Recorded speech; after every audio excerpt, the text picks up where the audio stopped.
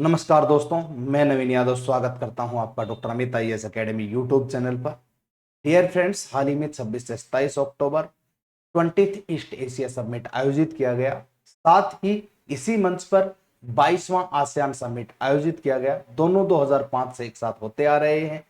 इनका उद्देश्य है संवाद, बहुपक्षवाद की मदद से अंतरराष्ट्रीय नियमों का पालन करते हुए अपने संगठन में सम्मिलित देशों की आर्थिक और राजनीतिक रूप से मदद करना। जो भी चुनौतियां उनके सामने आएंगी उनका सामना मिलके करेंगे। भारत की तरफ से हमारे श्री एस जयशंकर जी ने हिस्सा लिया, जो कि भारत के विदेश मंत्री हैं। उन्होंने दो मुद्दों पर बात की, आतंकवाद और एनर्जी ट्रेड पर। इन दोनों की आलोचना की। दोहरे रवैया जो अपनाया जा रहा है इन दोनों चीजों के प्रति, उसकी आलोचना की। इसी आलोचना के कारण ये मुद्दा भारत के संदर्भ में फोकस में आया है। आखिर इसका उद्देश्य क्या है और किस प्रकार की चुनौतियों का सामना होता है और भारत का क्या रोल इसमें है, उसके ऊपर हम चर्चा करते हैं। इसका विचार किसने दिया था, तो उसकी भी हम बात करते हैं। तो आइए 20वें ईस्ट एशिया समिट की हम बात करते हैं। 20वां ईस्ट एशिया समिट 2025 में आयोजित किया गया है। जो 20वां ईस्ट एशिया समिट है, 20th नंबर का है भाई ये ईस्ट एशिया समिट।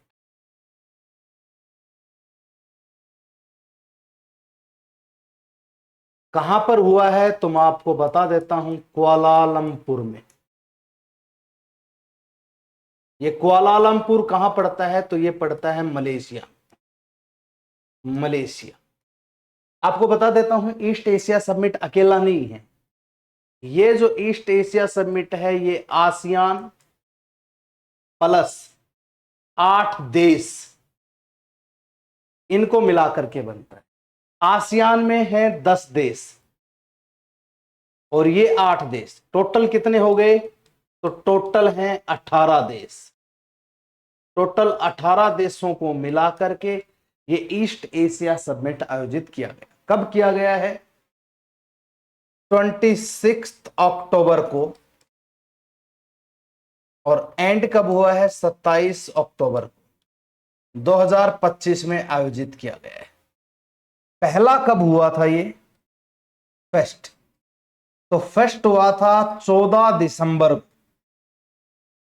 14 दिसंबर को फेस्ट ये आयोजित हुआ था, ठीक 2005 में। और आपको बता देता हूं, इत्तेफाक नहीं है, पहला भी कुआलालंपुर में ही हुआ था। पहला भी कहां हुआ था, कुआलालंपुर में ही हुआ था। और 20वां भी कहां हुआ है, कुआलालंपुर में ही आयोजित किया गया है। ये जो देश हैं, ये जो मैप में आपको दिखाई दे रहे हैं, ये सारे के सारे ईस्ट एशिया समिट में शामिल हैं। जब पहला ईस्ट एशिया समिट हुआ था, तब फेस्ट में आसियान प्लस 6 देश शामिल थे। यानी कि टोटल कितने थे, टोटल 16 थे। 16 देश। पहला जब हुआ था तब कितने देश थे, आसियान प्लस 6, यानी कि आसियान के 10 देश और 6 देश अन्य शामिल हुए थे। टोटल 16 देश यहां पर शामिल हुए थे। उन 6 देशों में चीन, दक्षिण कोरिया, जापान, भारत, ऑस्ट्रेलिया और न्यूजीलैंड। इन 6 देशों में बताऊंगा आगे, ठीक। चीन, जापान, भारत, ऑस्ट्रेलिया, न्यूजीलैंड, दक्षिण कोरिया, ये देश इसमें शामिल थे। टोटल 16। फिर 2011 में बाली में समिट आयोजित हुआ, और बाली में समिट आयोजित होने के बाद यूएसए और रशिया ने हिस्सा लिया। बाली में जब आयोजित हुआ तब यूएसए और रशिया फेडरेशन ने इसकी सदस्यता ग्रहण की है। ठीक, ये बात आपको याद रखनी। मैं आपको बता देता हूं, आसियान समिट अलग है और ईस्ट एशिया संगठन अलग है। दोनों ही संगठन अलग अलग हैं। एक संगठन आपके सामने है आसियान, ठीक। एक संगठन है ईस्ट एशिया। अगर मैं आसियान की बात करता हूं तो 8 अगस्त 1967 को स्थापित हुआ था। 8 अगस्त 1967 को स्थापित हुआ था। ये 14 दिसंबर 2005 को आयोजित किया गया। ठीक, इसका विचार दिया था महाथीर मोहम्मद 1991 में मलेशिया के पीएम के द्वारा। 1991 में विचार दिया गया, किसने? Mahathir Mohamad. Mahathir Mohamad. और महाथीर मोहम्मद कौन थे? मलेशिया के पीएम, मलेशिया के प्राइम मिनिस्टर होते थे। उन्होंने ईस्ट एशिया समिट का विचार दिया था और उनके विचार पर यह स्थापित किया गया। दोनों अलग अलग समय पे हुए हैं। इसका कौन सा सम्मेलन हुआ है? तो इसका हुआ है 22वां 2025 में, और इसका अगर मैं बात करूं तो इसका हुआ है 20वां 2025 में। दोनों एक साथ आयोजित किए जाते हैं। दोनों एक साथ आयोजित किए जाते हैं, यह बात मैं आपको बता देता हूं। ओके, दोनों का एक साथ आयोजन होता है और दोनों का उद्देश्य की जब बात आती है तो उद्देश्य है संवाद, बहुपक्षवाद, मल्टीलेटरलिज्म की मदद से आर्थिक, राजनैतिक मदद करना। किसकी मदद करेंगे? संगठन में सम्मिलित देशों की। संगठन में सम्मिलित देशों की। लेकिन हाल ही में अमेरिका तो दोहरी राजनीति अपना रहा है, रवैया कर रहा है दोहरा। इसके ऊपर भी हमने चर्चा की है, भारत ने इस मुद्दे पर आवाज उठाई है। लेकिन नोट करके एक बात और लिखूंगा मैं इधर, आसियान के बारे में यह बात लिख रहा हूं। क्यों? क्योंकि वर्तमान में 26 अक्टूबर 2025 को पूर्वी तिमोर ने आसियान की सदस्यता ग्रहण की है। आसियान की सदस्यता ग्रहण की। ठीक, नोट करके एक और बात लिखूंगा ईस्ट एशिया समिट के बारे में। 2011 में बाली कहां पड़ता है? इंडोनेशिया में आयोजित सम्मेलन में रूस और रूस के साथ अमेरिका, यूएसए सदस्यता ग्रहण की।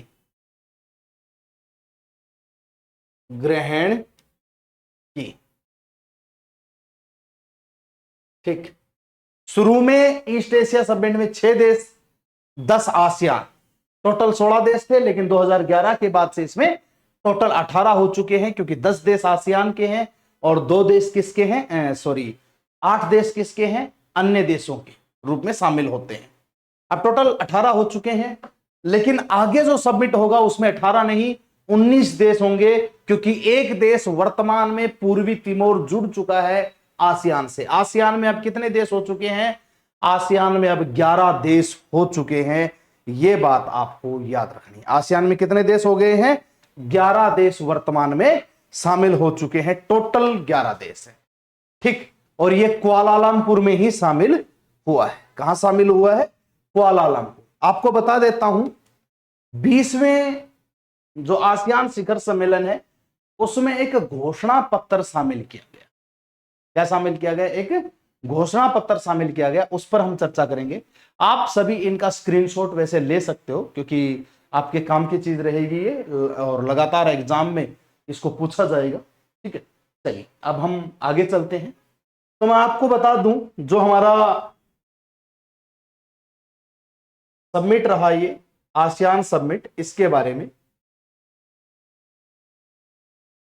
20th ईस्ट एशिया सबमिट, इसका घोषणा पत्र, ये घोषणा पत्र जो है ये निरंतरता रखता है किसकी, 2005, 2010, 2015, ठीक, और अंततः है 2020, और फिर 2025 का आ ही गया। 20वां कब हुआ है, 2025 में।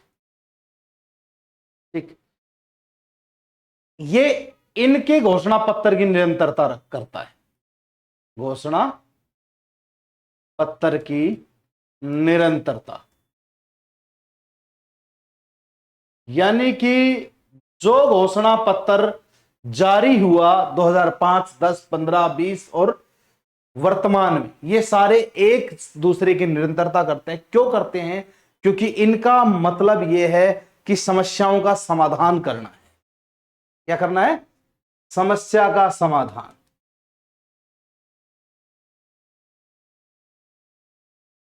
कैसे करेंगे समस्या का समाधान, तो संवाद से। ये 2005 में ही कही गई थी ये बात, संवाद से, बहुपक्षवाद से, प्लस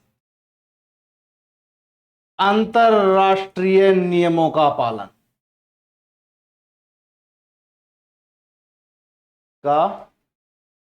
पालन करके।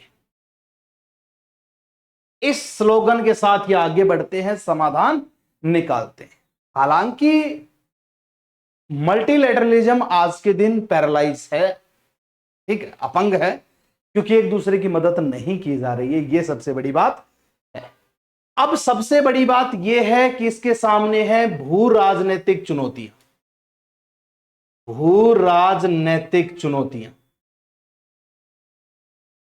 अब आपको पता होना चाहिए कि वो भू राजनीतिक चुनौतियां कौन सी हैं। तो सबसे खास चीज जो भू राजनीतिक चुनौतियों में है वो है मध्य पूर्व संकट, मिडल ईस्ट संकट, मध्य पूर्व संकट। मध्य पूर्व संकट में आपने हमास का नाम सुना होगा। हमास और इजराइल एक दूसरे पर गोले दाग रहे हैं, साथ ही रूस और यूक्रेन एक दूसरे पर गोले दाग रहे हैं। तो ये तो भू राजनीतिक रूप से बहुत भारी चुनौतियां हो गई, बहुत बड़े बड़े चैलेंजेस हो गए। इनका समाधान करना होगा, इनका निपटारा करना होगा, ये सबसे बड़ी चुनौती है। फिर आर्थिक समस्या की चुनौती, आर्थिक समस्या।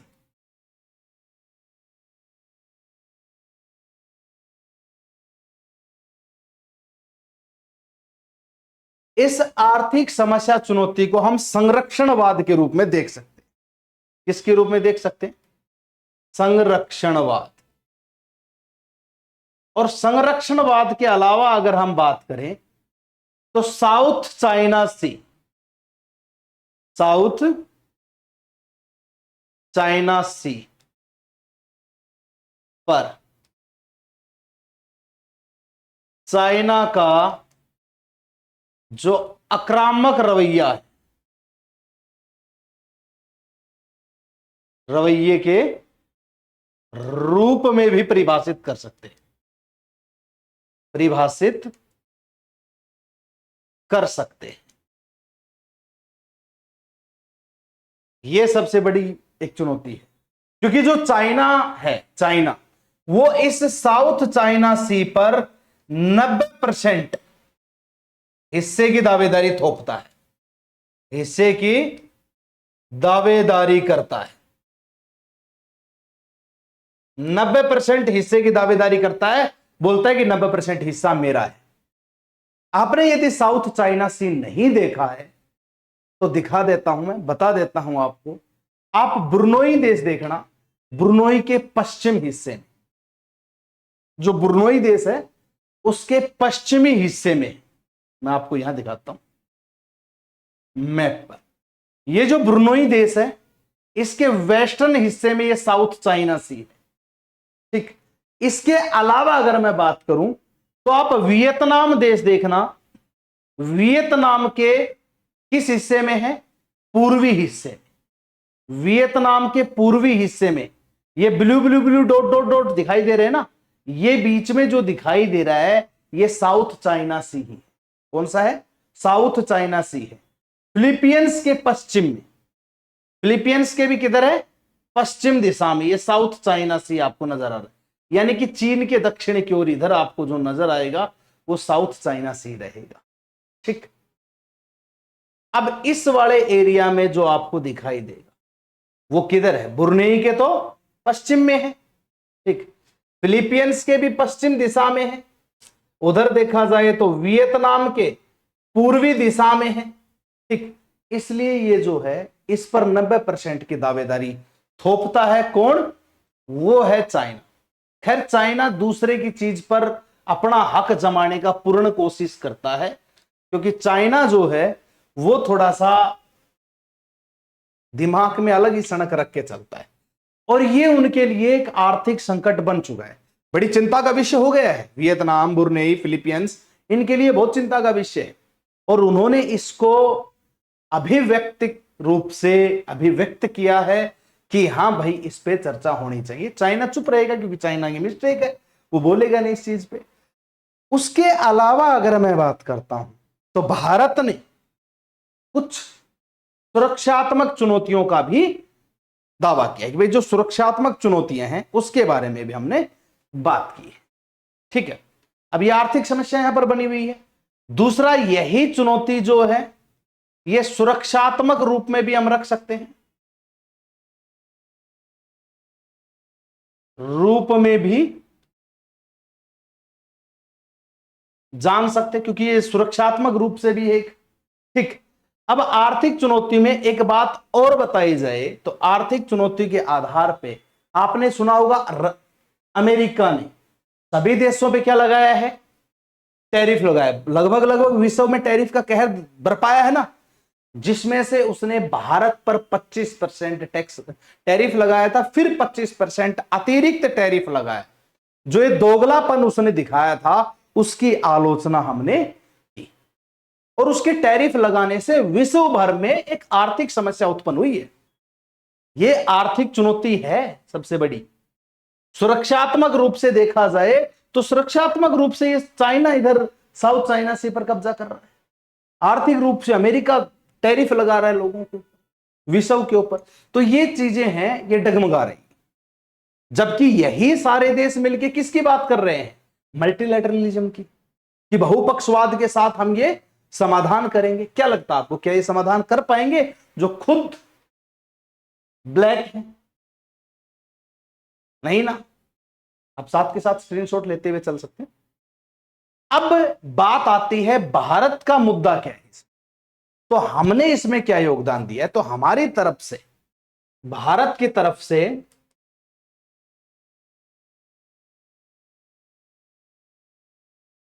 हिस्सा लिया एस जे शंकर साहब ने, एस जे शंकर जी ने। इन्होंने आलोचना की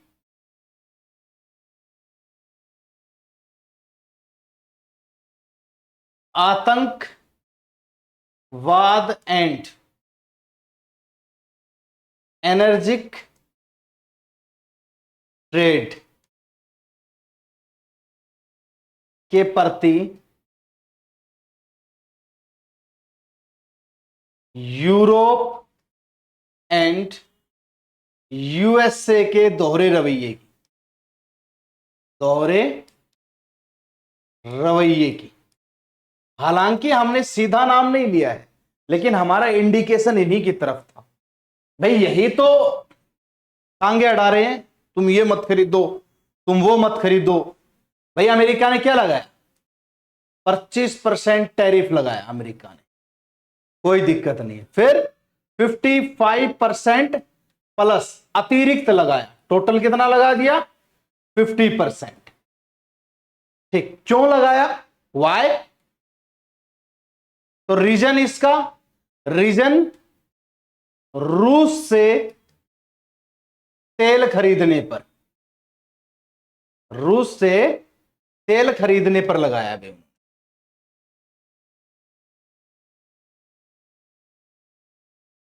तेल खरीदने पर। क्यों भाई, तुम नहीं खरीदते? भाई ये लोग नहीं खरीदते क्या रूस से तेल?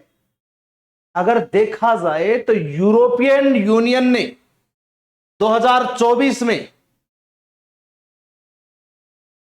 मैं 2024 के मुद्दे की बात कर रहा हूं, आज 2024 में यूरोपीय यूनियन ईयू इसने ट्रेड किया है, ट्रेड विद रसिया, रूस। आंखें खुल जाएंगी सुन के। 67.5 बिलियन यूरो, 67.5 बिलियन यूरो। क्यों? तुम 67.5 बिलियन यूरो का ट्रेड करो और हम कुछ 1000 करोड़ का भी ना कर सके, इसलिए भाई। और जब तुम कर रहे हो तो हमारे ऊपर तुम किस प्रकार से थोप सकते हो? मानते हो ना? उसके बाद अमेरिका, जो ट्रंपुआ बोलता है कि ये है वो है ये नहीं है, खुद यूरेनियम खरीदता है रूस से, खुद प्लूटोनियम खरीदता है रूस से, खुद प्लेडियम खरीदता है रूस से, खुद केमिकल सब्सटेंसेस खरीदता है रूस से,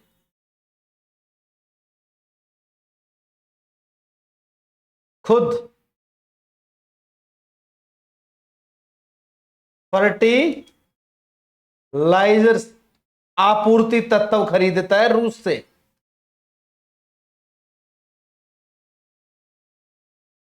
ये सब किससे खरीद रहे हैं? ये दोनों के दोनों व्यापार कर रहे हैं रूस के साथ। ये दोनों के दोनों व्यापार कर रहे हैं रूस के साथ। इसी के खिलाफ एस जयशंकर जी ने आवाज उठाई है कि तुम दोनों अपने नकाब उठाओ। तुम एक तरफ तो बोल रहे हो ये चीज और दूसरी बात तुम खुद वो कर रहे हो, यानी कि दोहरा रवैया क्यों, दोगलापंथी क्यों? ये सबसे बड़ी समस्या यहां पर दिखाई गई है। आतंकवाद की बात करें तो यूएसए ने इतना नीचे करके दोगलापन दिखाया कि उन्होंने असीम मुनीर की तारीफ की, असीम मुनीर की तारीफ की। असीम मुनीर जो कि पाकिस्तानी आतंकवादी सेना का जर्नल है, प्रमुख है, इसकी तारीफ की। एक तरफ हमें बोलता है कि आतंकवाद समाप्त कर देंगे और दूसरी तरफ खुद आतंकवाद को सपोर्ट कर रहा है। तो सोचने वाली बात है ये चीज। तो ये है, इस मुद्दे पर हमने आलोचना की है और इसी मुद्दे ने हमारी तरफ इस फोकस को बढ़ाया है।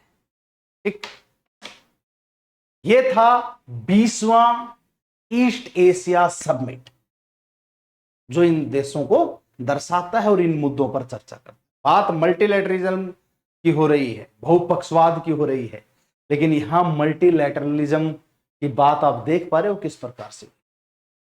जो देश दुनिया के खिलाफ बोल रहे हैं वो खुद एक दोहरा मुखट्टा ओढ़ के बैठे हुए। तो ये चीजें हमें जान। इसी के साथ आज के समाचार से मैं आपसे विदा लेता हूं। जय हिंद, जय भारत, थैंक यू।